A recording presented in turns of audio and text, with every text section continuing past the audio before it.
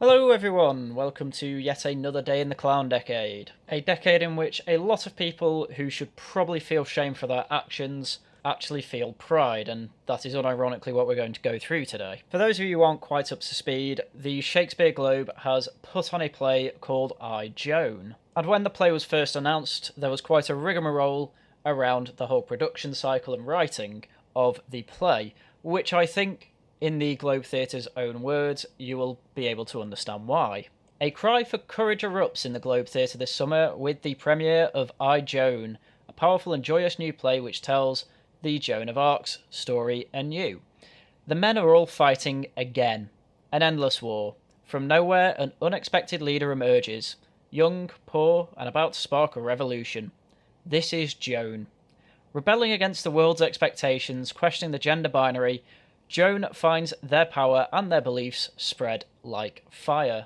So as you can see already, this would cause quite a few problems for, well, most of the TERFs obviously, and anyone that kind of likes history to be respected to some degree. Join us in the 1-0 and feel the heat of the sun and the pulse of Joan's passion, with open hearts and raised voices. Dance and cheer with us as we rediscover Joan's story. It's alive, queer, and full of hope. So naturally, taking a historical heroic figure who was quite clearly female and always saw herself as female, and changing her into a non-binary heroine or hero, or they, them, whatever you want to call them instead, rustled quite a few feathers, and this was quite the story some months ago that I even did a video covering. It ruffled so many feathers that the Shakespeare Globe had to write a little op-ed piece called Identity in I, Joan, and so we're going to read through it quickly here. Shakespeare's Globe proudly presents a new play, I, Joan, with Joan as the legendary leader, who in this production uses the pronouns they, them. Just straight off the bat, no messing about, she's no longer a woman. No longer a woman in this play. You can't have your feminine hero, she's now our hero, our non-binary hero. The production opens on 25 August in the open-air Globe Theatre. We are not the first to present Joan in this way, and we will not be the last. Regarding the use of pronouns, they, to refer to a singular person, has been traced by the Oxford English Dictionary as early as 1375, years before Joan was even born. And in historical records, how often was Joan referred to as they or them? Regardless, theatres do not deal with historical reality. Theatres produce plays, and in plays anything can be possible. That's probably not the best thing to say when you are the Shakespeare Globe Theatre, and Shakespeare was well known for trying to keep historical accuracy in his historical epics, such as Julius Caesar, and of course, Richard III. This is not to say he didn't overly dramatise events or change literally the words people spoke, but however, there is no denying he did something as stupid as gender bend a historical figure. There are levels to these sorts of things when you're trying to make historical dramatisations, and you have quite clearly overstepped the mark. For basically anyone who isn't a trans ideologue, Shakespeare did not write historically accurate plays. Again, he did. All the events are historically accurate. The details within these historical events may have been changed, and one thing he never did was gender bend. He took figures of the past to ask questions about the world around him. Our writers of today are doing no different, whether that's looking at Anne Boleyn, race bent, Nell Gwyn, don't know who that is, Amelia Bassano, don't know who that is, Edward II, don't know what that's referring to, or Joan of Arc, obviously referring to yourself. I do, however, think that it is quite a bad example to say the writers of today are doing the same thing as we are, because a lot of writers of today are doing very poor work. I know of absolutely nobody looking forward to that Anne Boleyn biopic, though I'm sure it will make all the right people in the media class very happy. As, spoiler alert, this I, Joan play did. The Globe is a place of imagination, a place where for a brief amount of time we can at least consider the possibility of worlds elsewhere. We have had entire storms take place on stage, the sinking of ships, twins who look nothing alike being believable, and even a queen of the fairies falling in love with a donkey. Well, at least they are now admitting that a queen of the fairies falling in love with a donkey is about as likely as Joan of Arc being a non-binary.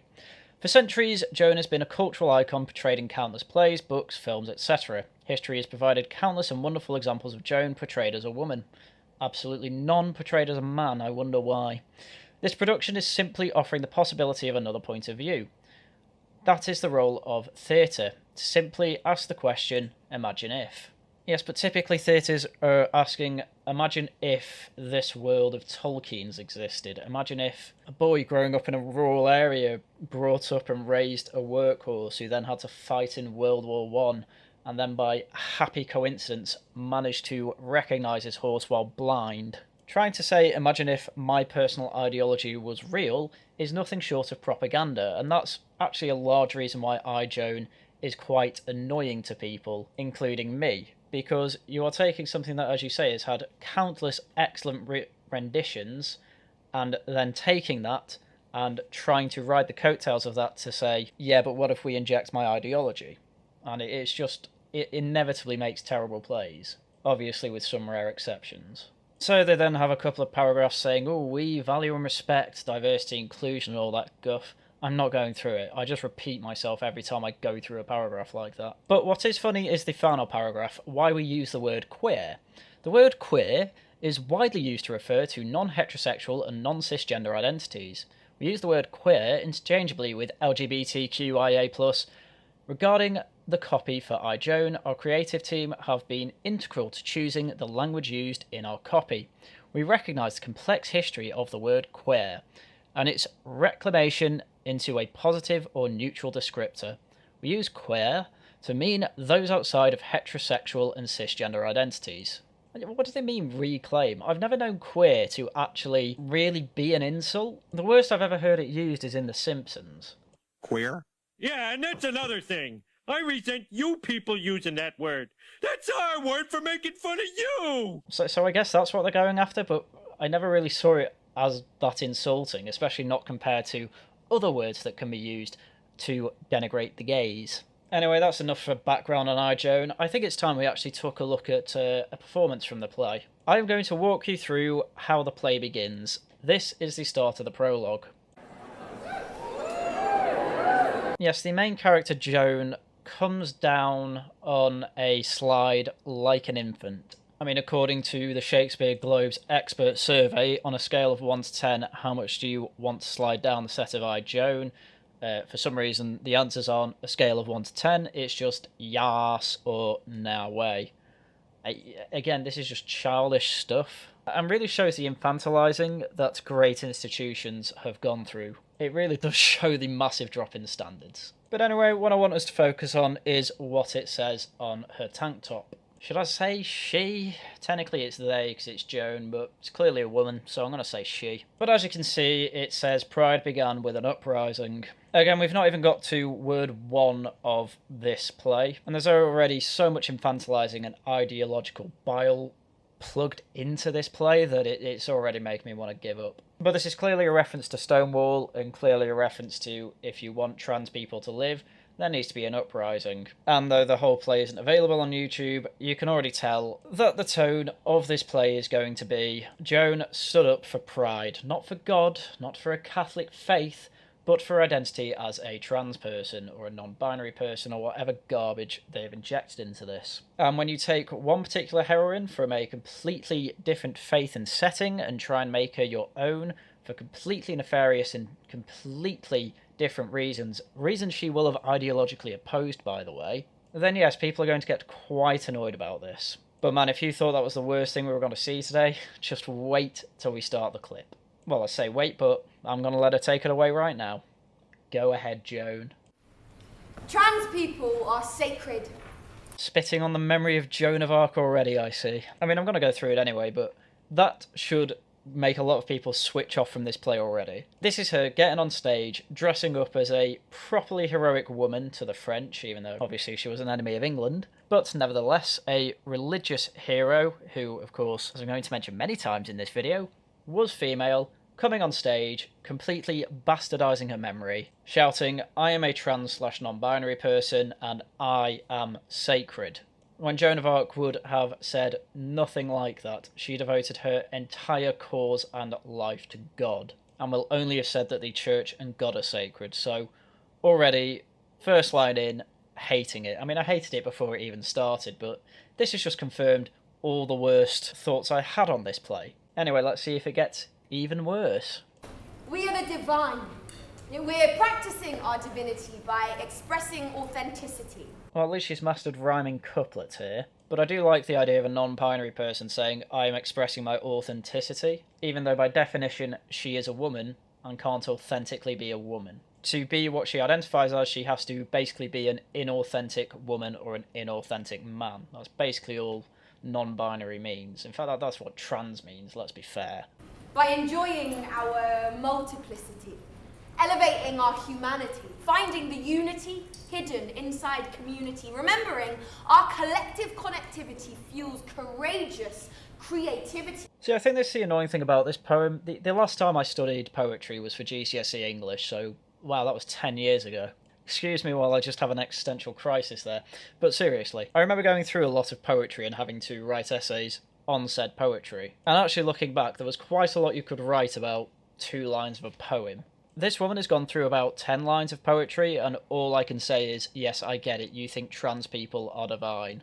And diversity and inclusivity good, yes, I understand. There's nothing more to read into here, because this is an ideologically written poem. And there are ideas like this in an awful lot of poems. The thing is, typically a good poet will be creating poems and trying to explore ideas. This isn't trying to explore an idea, this is trying to send you a message. And there is no room for interpretation on what that message is, and therefore you have not made good art, you have just made propaganda. Unlocking the blessed spirituality that we all seek.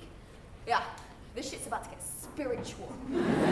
I don't know what it is, but I feel uncomfortable about putting on a play in the Globe Theatre that has swearing in it. I know a lot of Shakespeare's plays had insults in them, but there was never any swear words, at least from the cursory Google search that I just did.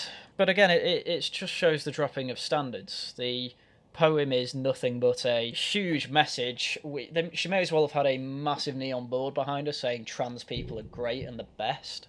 And then after saying how trans people are sacred, she just blurts out what she just said again, saying this shit is about to get spiritual. As if, one, it wasn't already spiritual, and was there really no other way that you could have written that? I mean, yeah, you gotta laugh, but what are they laughing about, really? They're laughing because it was shocking, because you don't expect to hear words like that in a Globe Theatre production, yet here we are. Setting aside all religiosity, we'll focus instead on more of a street god, if you will. God for the queers, and the drunks, and the beautiful fuck-ups.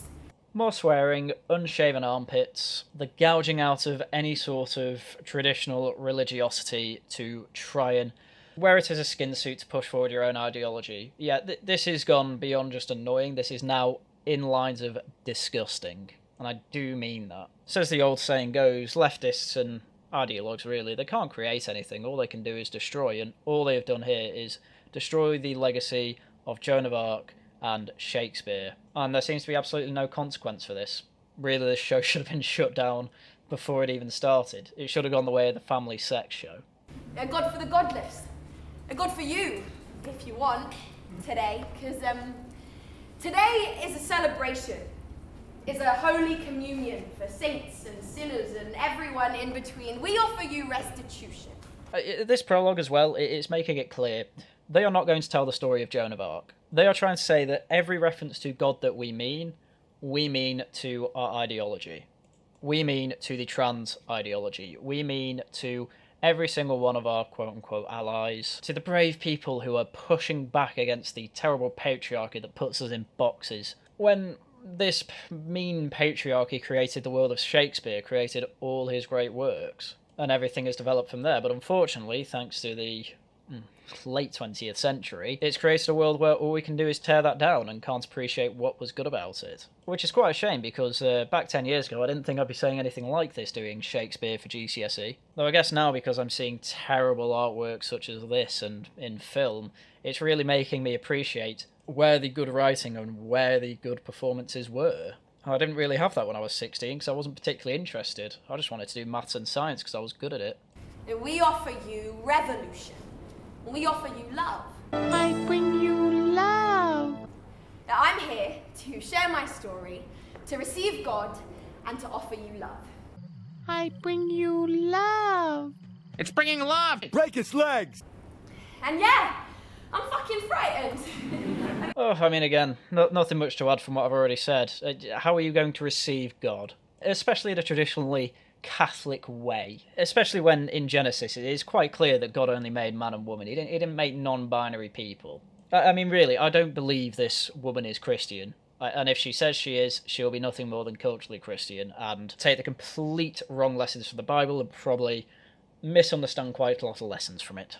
But it's the whole constantly reminding you that, oh, we're only here to bring and spread love, as if it's not just completely spitting in the face of the history of Joan of Arc. There's no love for Joan of Arc here. Joan of Arc's nothing more than a skin suit for you to wear to push your ideology. There's no love here. The only love there is here is the complete narcissistic type of love. The type only other narcissists could watch and love. I'm 17, but I have a job to do that's bigger than me. See, I was born into a world on fire, a world at war. The men have been fighting for 80 years or more. I mean, 80 years and still nowhere near peace. You see, she was apparently Joan of Arc that whole time. I mean, it's just a joke. After this whole introduction, I probably would have left by this point. I also like the line, oh, the men are at war for 80 years and still nowhere near peace. As if Joan of Arc was this heroine of peace, the peacemaker. Joan the Peacemaker, she's known. It's not like she went to Charles VII and said, oh yes, I see you with me leading armies, going through sieges throughout France to have you coronated. And then once the coronation happened, she then didn't try and prolong the war by constantly trying to have more sieges against the English, did she? Yeah, man, she carried that banner for peace. That's what Joan of Arc's known for. An insignificant life was my destiny. Small, quiet, nobody from nowhere, a poor farm girl with nothing but a list of duties and expectations. Work hard, marry a man, bear children, die quietly. Yes, the good old days, I know. And yes, because she didn't fulfill these roles, well, she can't be a woman, can she? That is essentially what this play is saying, and I'm gonna admit, that's pretty horrific. Gender roles are fine, but just because you don't fully commit to them doesn't mean you're not a woman. I always suspected, secretly, that I might be destined for more, but I hardly dared hope. No, she didn't. She had her first vision of St. Michael after a raid by the English when she was 13. If you're a devout Catholic and you see a vision of St. Michael telling you that you are going to be a maiden in armour saving France, you're going to have pretty high hopes that that's what you're going to be in the future. And then suddenly, a miracle occurred. A moment of unexpected divinity, of love, like sudden alignment with creativity herself, and I'm blessed with a calling. And with a purpose far greater than my mind can hold alone. I mean, clarity and confidence like I've never known. God lit a fire in my belly and I'm burning. You'll notice how there has been no reference to a vision of St. Michael yet. No, this is entirely her. This is very narcissistic. This isn't an appeal to some higher power. This is why whenever she says God, she just means herself. Because the line is, God lit a fire in my belly. No. There's been no reference to attending church, there's been no reference to praying or anything like that. It's very mundane, materialistic biography so far. And then all of a sudden, oh, when I'm no longer a woman, that's God saying it. This is a skin suit. It's just a skin suit. It's pretty bad. I am burning with possibilities. Like I have a vision of infinite grace, of limitless expansion, of delicious, fluid freedom, of love. Pure, deep love. Again, it's, oh, I'm having all these visions. Yes, what are they visions of? What does Joan of Arc have visions of? It was visions of saints. It was visions of the holy. Visions of Saint Michael, the patron saint of France, and Saint Margaret, and Saint Catherine, both known to be virgin saints. Very, very, very womanly figures, those two. With obviously Saint Michael being a defender of France, quite a masculine one. And another thing she seems to be completely ignoring, although by the time it's 17 she should have known this. But there are rumours that a maiden in armour and a virgin maiden will be the defender of France, which is yet another reason, along with the visions, why Joan of Arc made it her life's work to devote herself to God and to defending France. But you can't have these low-status opinions of loving God and loving your country. No, it has to be about loving yourself and what you will become. That is how narcissistic this production is. It is all about how turning non-binary meant that she could do what she wants, including saving an entire country, and I wouldn't be surprised if at the burning of the stake scene they only focus on the fact that she wore men's clothes. And not mention the main reason that she was burned at the stake, which was because the English bishops accused her of heresy. She was also accused of blasphemy and for partaking in the devil's work. The men's clothing part was under the accusation of heresy. It was hardly a main reason for getting her burned. And I pray that we all have the courage to be open to the infinite, because none of us fit these man-made boxes. No, none of us fit them at all. I don't know. Quite a lot of people in medieval Europe certainly fit quite well into the feudal system, whether they wanted to or not. And I also love how over 99.9% of people identify with the sex that they were born with. I love how the two main, quote-unquote, man-made boxes she's trying to smash is literally the perfect example of, quite literally, yes, everyone actually does fit into these man-made boxes. I mean, it's an honour to be a human. It's a really beautiful thing. So yeah, I'm frightened, but really I'm honoured to be here. Well, I'll take it while you can, because any other decade since the Globe Theatre was created, you'd probably be thrown out of that place. But this introduction has just been horrific. This is supposed to set the tone for the entire play, and it just makes out that the entire play is going to be, we are going to take this story and Christianity, wear it as a skin suit to push our ideology. As I've said many times before, but that's because there's nothing else to say for this prologue. That is all it is saying. I honour all who came before, all who made it possible for me to be here. So for them, and for me, and for you, I'll be brave. Trust me, there's absolutely nothing brave about standing up in front of a load of metropolitan Londoners and pissing all over Christianity to say, aren't trans people great? That's probably the safest thing you can do on the planet.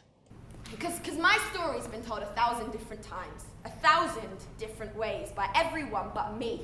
See what I mean by narcissism? I know that she's supposed to be playing as Joan of Arc right now, but it's impossible to see her as Joan of Arc when she is wearing pure white Monday clothes with the words, "Pride started with an uprising." And while she's there doing everything she can to denigrate God, this is really obvious maybe to see as a Christian, and I'm sure even the atheists watching this video will perfectly understand, and realise that, yes, she is just wearing it as a skin suit. But I think that particular line will resonate with everyone. When she says, told by anyone but me, Joan is not saying it about Joan.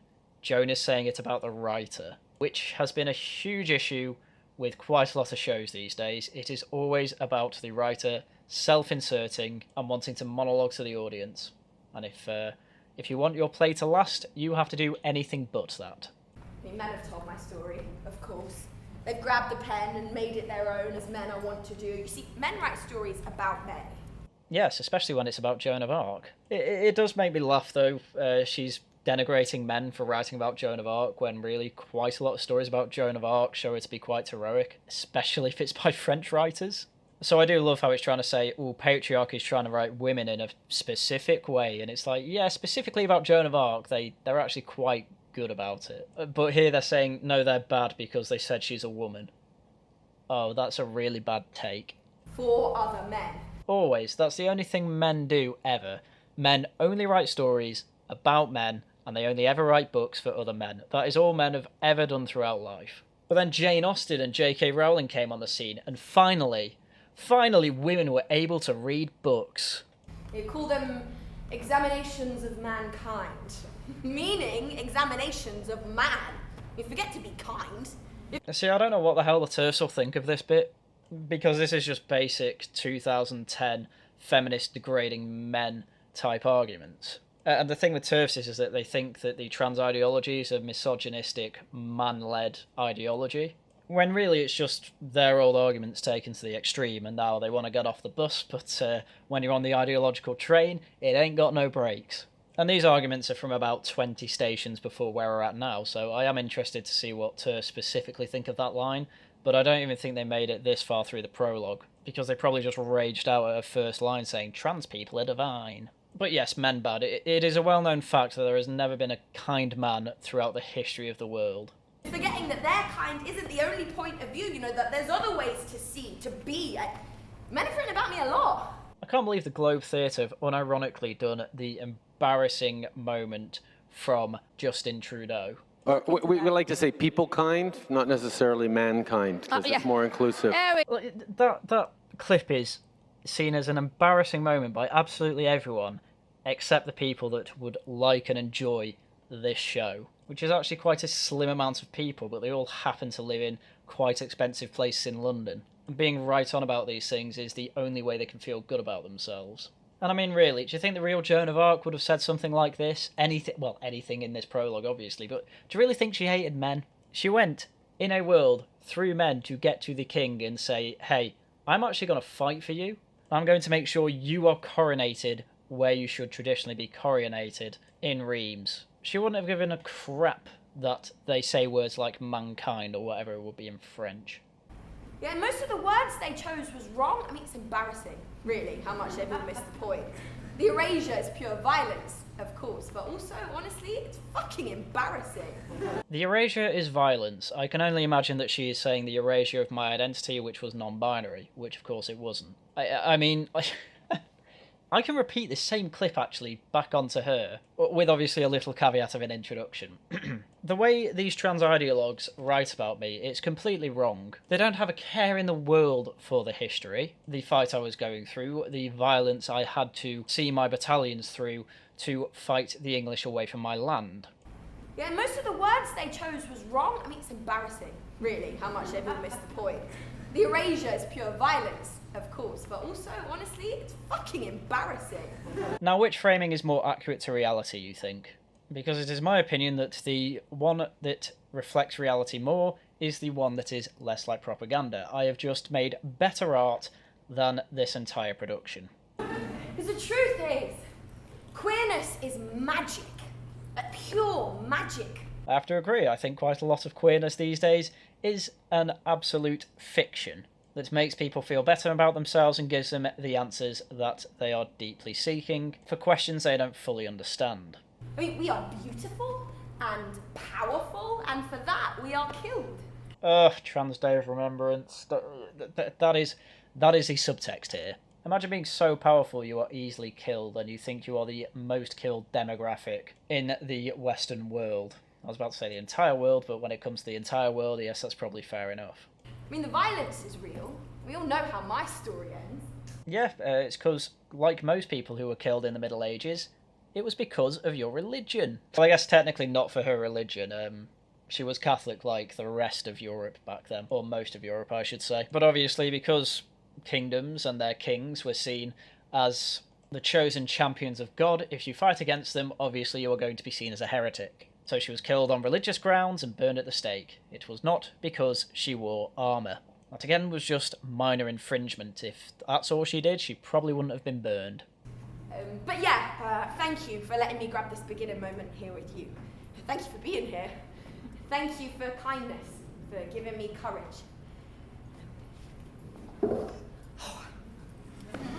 I am Joan. This is my story. This is my truth. And this is my band. Finally, that's the last bit of cringe we need to go through. But I think you get the idea after half an hour of this. It is nothing but the narcissistic work of a narcissistic writer who wants to be completely right on with their ideology. And surprise, surprise, it worked out in the reviews. Though before we get on to that, I do want to point out something quite funny, which is that I had to grab that clip from YouTube because the original tweet that had the clip in had to be deleted by the Shakespeare Globe Twitter account, I imagine, because everyone was pointing out how absolutely horrific this prologue was. Anyway, as mentioned before, this was loved by all the right people, though surprisingly not enough for The Guardian to give them 5 stars. Our Joan review, Non-Binary Joan of Arc, proves a rousing protest piece, which just goes to show you that yes, this was supposed to be entirely ideological. It is a protest piece and nothing more. And I mean, I get this is all supposed to be stylized and all that, but it just shows how narcissistic it is. They can't get anything even remotely close to period-accurate dressing apart from one piece of torso armour, while everyone else is either in jumpsuits or mon streetwear. Which makes you beg the question, why make this story about Joan of Arc if you're not even going to attempt to tell her story? If you're trying to update an old story to modern day times, you need to do something like West Side Story that took Romeo and Juliet, called it something completely different, and had so little in the actual story outside of the main plot beats, similar to the Shakespeare, or in this case the historical drama, that people can appreciate it for what it is. In this case, it is literally even more spitting on Joan of Arc's legacy. But hey, only 4 stars, so The Guardian apparently has some brain cells. I mean, these 3 paragraphs just say it all. It is a joyous few hours directed by Elininka Radulian on Naomi Kayunke Cohen's stretched out wooden ramp set. Actors slide and climb as if they were at a playground. Again, as I say, completely infantilizing it. Brightly dressed chorus members are lifted from the crowd and up on the stage for rousing marching dance breaks. An on-stage band makes each scene feel like they were preparing for revolution. Together this company is one of jubilant power. It's just kids being kids, basically. That's all this play is from the sounds of it. Still, they need their leader, and in a freshly graduated Isabel Tom, they've got as good as they can get, in a staggering professional debut. Tom owns the stage with a childlike pixie quality. Entirely spontaneous, Tom gives a performance that is visceral, courageous, and from the heart. Again, that's because it's very easy to perform like this in front of Londoners who completely think you're on brand. By the second half, the play's indisputably important sentiments start to feel like they're running in circles, but perhaps that's the point. We have to keep hearing from them, for above anything, I, Joan, is a space that lets us, the usually voiceless, speak, and Josephine has written a refined lesson in the trans experience, the horrors of having to explain your being, the sense of misplacement, but with beauty and wonder too. In short, I like this play because of the message it delivered. Absolutely everything else you can get elsewhere, but a lot better. I mean, the review just makes it sound like you're watching a load of drama students play on a playground and then do silly dance numbers for a bit. Which, thinking back to my drama days, yes, okay, we did musicals and we enjoyed the dance numbers, but it was typically for, classic musicals like Oliver or Guys and Dolls. And speaking on that, when it comes to Oliver, yeah, that was an adaptation of a historic novel. Okay, it was fiction, but it did its best to actually try and retell the story of Oliver. Whereas this isn't trying to retell the story of Joan of Arc, it's trying to plaster over ideology onto a historical figure. I don't think there's anything wrong with taking historical events and redoing them in a modern day, say, or something like that. But if you are, there's obviously a level of respect you need to give the original piece, or the original people involved in the history of the event. This hasn't done that. Now, as I say, this is just a complete work of narcissism. I think the point can be made in this paragraph from the Times 5-star review. Together, they and Isabel Tom, making a tremendous professional debut in this title role, give us a heroic, multi-dimensional Joan. I want you to bear in mind he said multi-dimensional here. Forthright and fierce. They're the same thing. At first surprised, by then gradually and fully claiming power, impulsive and impatient. Again, impulsive and impatient are basically the same thing. Vulnerable yet rabble-rousing. Okay, finally, 2 different words. But I don't see how you can't be all these things at once. That's hardly multi-dimensional. This just makes her seem annoying. This is a Joan for our times, a young person discovering who they are to the extreme of being willing to die for it, as much out of self-belief as a devotion to God. Thank you again for wearing that skin suit. Whether the deity is defined in the text, or as she, or the truth. Yeah, in no way do they define it as what she will have always meant throughout her life by God, which is the Roman Catholic God.